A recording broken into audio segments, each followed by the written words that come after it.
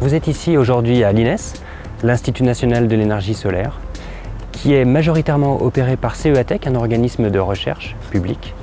L'objectif de l'INES, c'est d'augmenter la part de solaire, électrique ou thermique, dans les bâtiments et les infrastructures.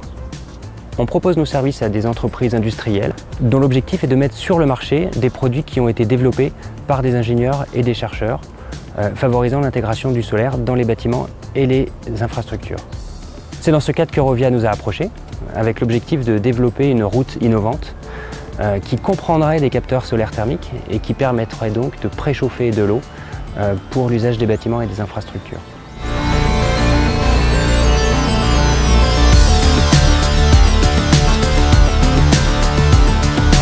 Aujourd'hui, nous avons déjà réalisé des essais sous le banc d'ensoleillement extérieur et nous avons mesuré tous les paramètres hydrauliques et de l'environnement du capteur.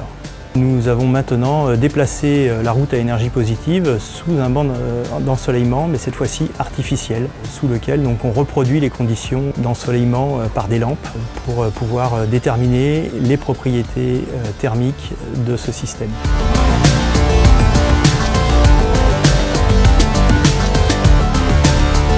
On a réalisé une maquette de l'écran thermique incorporé dans la chaussée.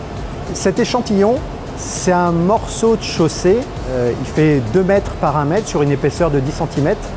Il est constitué de matériaux de chaussée d'enrobés bitumineux tout à fait conformes aux réglementations en vigueur, dans lesquels on a introduit des tubes vecteurs de fluide calopacteur qui vont servir à échanger la chaleur de la chaussée vers un système énergétique. La maquette a été construite pour répondre à une question qui est: quelle est la performance énergétique de cet échangeur de chaleur introduit dans le corps de chaussée?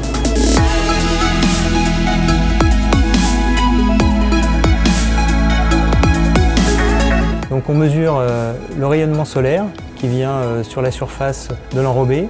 On mesure également tout ce qui concerne le rayonnement thermique, donc, qui est émis par la route chaude donc, dans son environnement.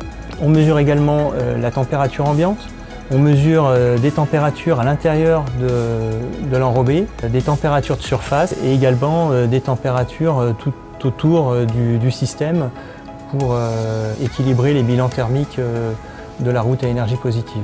Ce qu'on cherche à savoir, c'est le rendement du capteur. Quelle est la production énergétique en fonction de ce qu'il reçoit du soleil, premièrement.